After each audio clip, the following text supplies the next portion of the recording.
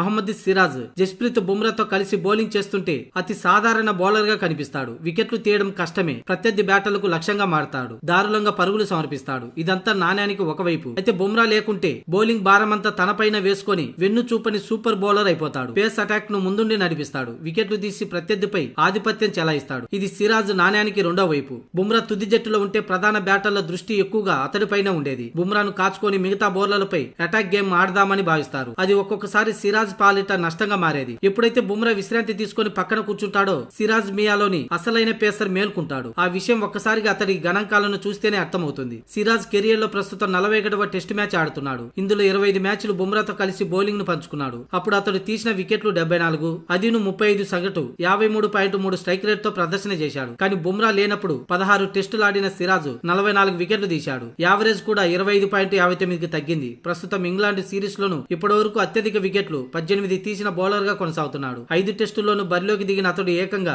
155 ఓవర్ల పాటు బౌలింగ్ చేయడం గమనార్హం. ఇందులో ఎడ్జ్బాస్టన్ లో ఆకాశ్ దీప్ తో కలిసి జట్టును గెలిపించాడు. ఇప్పుడు ఓవర్లోను తొలి ఇన్నింగ్స్ లో 4 వికెట్లు తీసి పెద్దన్న పాత్ర పోషించాడు. సిరాజ్ కు సవాల్ అంటే చాలా ఇష్టం. అలాగే తనకు వికెట్ రాలేదని నిరుత్సాహం దరి చేరనీయుడు. అదే విషయాన్ని తాజాగా ఓ ఇంటర్వ్యూలో వెల్లడించాడు. వికెట్ దక్కలేదని బాధపడడం కంటే బాగా బౌలింగ్ చేస్తున్నామనే సంతృప్తి ఎక్కువగా ఉండాలి. నిరంతరం అదే ప్లేస్ లో బంతులు వేస్తూ ఉంటే వికెట్లు అవే వస్తాయని, ఆ ప్రత్యామ్నాయాన్ని విడిచిపెట్టనంటూ మిగతాదంతా దేవుడు చూసుకుంటాడని సిరాజ్ అన్నాడు. ఇక జట్టు బౌలింగ్ బాధ్యతలను తీసుకోవడం అంటే అతడికి చాలా ఇష్టం. ఓవైపు ప్రత్యర్థి బ్యాటర్లు తనను టార్గెట్ చేసినా సరే వెనకడుగు వేయడు. ఓ దశలో ఫామ్ కోల్పోయి జట్టు నుంచి తప్పించినా సరే కుంగిపోలేదు. మళ్లీ తన సత్తా ఏంటో నిరూపించుకొని జట్టులోకి వచ్చాడు. ప్రస్తుతం బుమ్రా బౌలింగ్ శైలితో అతడికి గాయాల బెడద ఎక్కువ. కానీ సిరాజ్ పరిస్థితి పూర్తిగా భిన్నమైంది. చిన్నప్పటి నుంచి టెన్నిస్ బంతితో బౌలింగ్ చేసిన అనుభవం, ఫిట్నెస్ పై చూపించే శ్రద్ధతో మైదానంలో ఎప్పుడు ఉత్సాహంగానే ఉంటాడు. ఈ సిరీస్ లో అందరికంటే ఎక్కువ ఓవర్లు వేసిన బౌలర్ సిరాజే.